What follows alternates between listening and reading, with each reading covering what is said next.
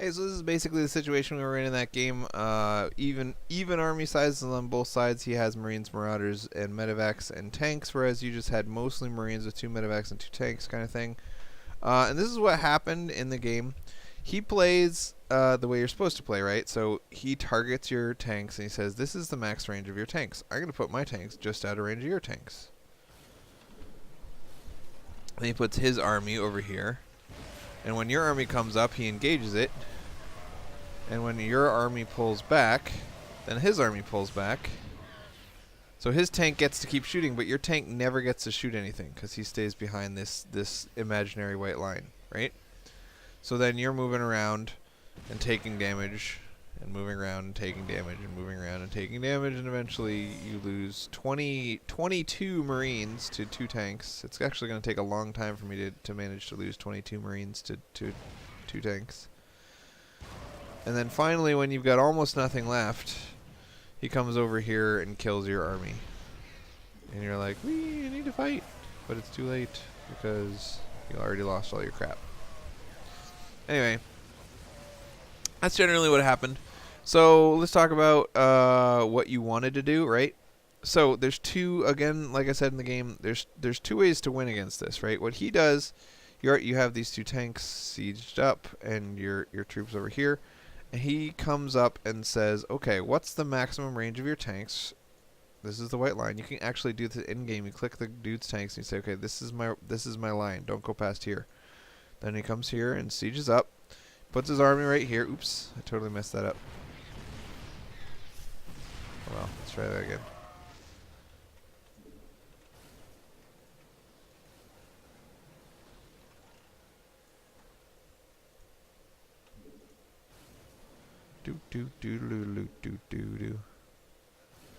Alright, so he's sieged up in a place where anyone who goes further forward than your tanks is going to take damage.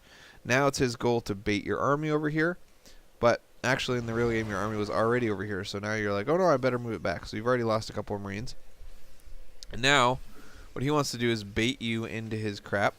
So he comes over here, and it says, oh no, and then you go, and chase him over here. And then you're losing all your crap, and then you're like, oh no, I'm getting hit by tanks, I better run away. And then he's getting hit by tanks, you better run away. Back and forth.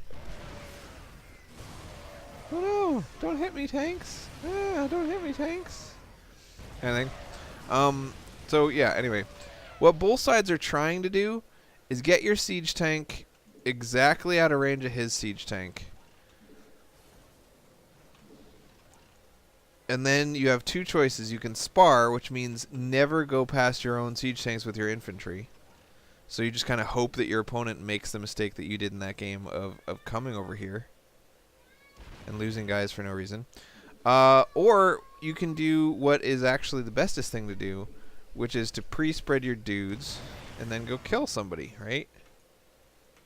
So you spread your dudes out like this, and then you just stim an A move. Now, in this case, because you're on Marines and he's on Marine Marauder, he would lose if he just stims and A moves. So he isn't going to do that.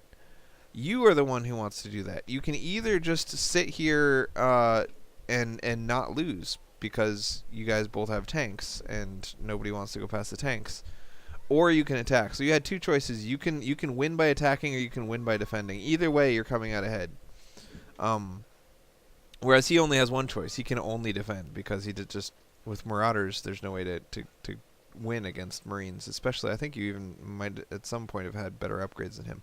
But anyway, let's show that Marine tank beats Marine Marauder tank, right? So what you want to do is this. You don't have to micro anything.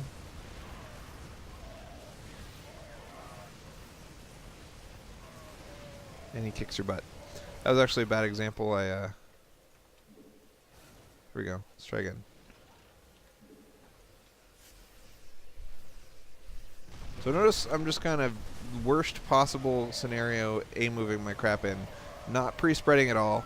They're spreading on their own. They're making this really well spread out arc on their own. And at the end of the fight, this tank only gets 10 kills. And his whole army is dead. Whereas in the real game, the tank got 10 kills and none of his army was dead. So, yeah. That's the general idea. You should practice this sort of thing. Now, notice that the balance of power really shifts once the tank counts get too high. So if both sides have 5 tanks, then you get to this situation where neither side can win by attacking, and the only scenario is that you just both want to form these tank lines at exactly the right distance from each other, and then that's it. There's nothing else. There's no next step. You just form up these tank lines and say, well, I guess I can't kill him. He doesn't get to kill you, and you don't get to kill him. That's just the end of it.